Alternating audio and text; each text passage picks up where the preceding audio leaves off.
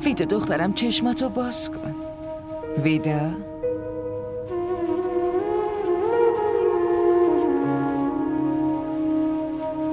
عزیزم، حالت چطوره مادر؟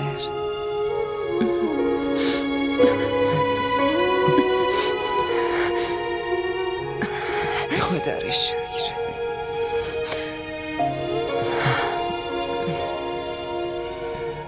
تو داری مادر میشی. مادر؟ آره عزیزم. ببین خداوند چه نعمت بزرگی بهت داده، چقدر بهت مهربونی کرده و تو چقدر خوششانسی. تو داری مادر میشی. بهشت زیر پاهات مادر. مطمئنم وقتی این خبر به گوش دانیال برسه از خوشحالی اصلا نمیدونه که چی کار کنه.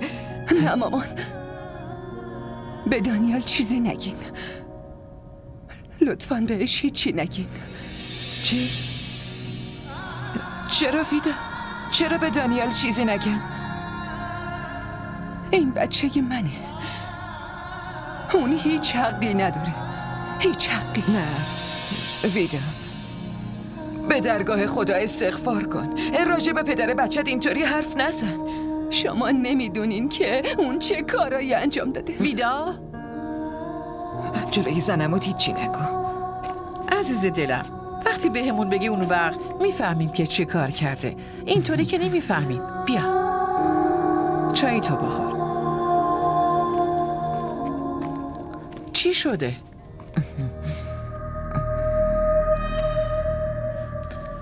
دخترم بگو چی شده؟ از من پنهون میکنی؟ من که مثل مادرتم. زنم هم جای مادره مگه نه؟ همه چی خوبه؟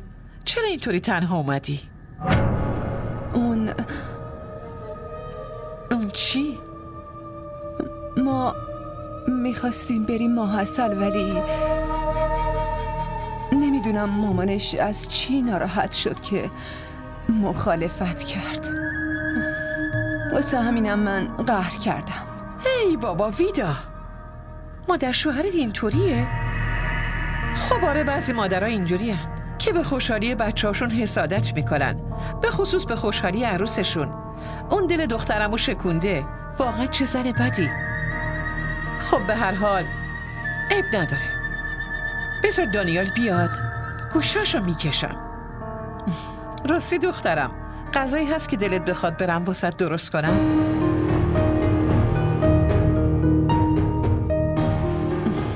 با این وضع واقعا اشتها واسه آدم نمیمونه. اما بازم هرچی دلت خواست فقط به من بگو، من خودم برات درست میکنم عزیزم. زن داداش، من برم واسه سعید صبحونه ببرم. باشه زن داداش.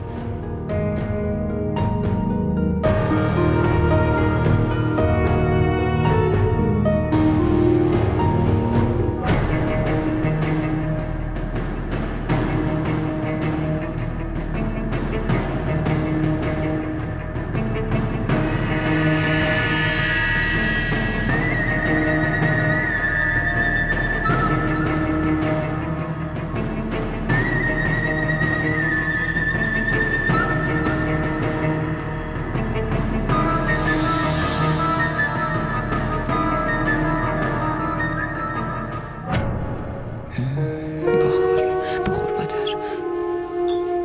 من چیزی نمیخوام عزیز دلم. هیچی نمیخوام.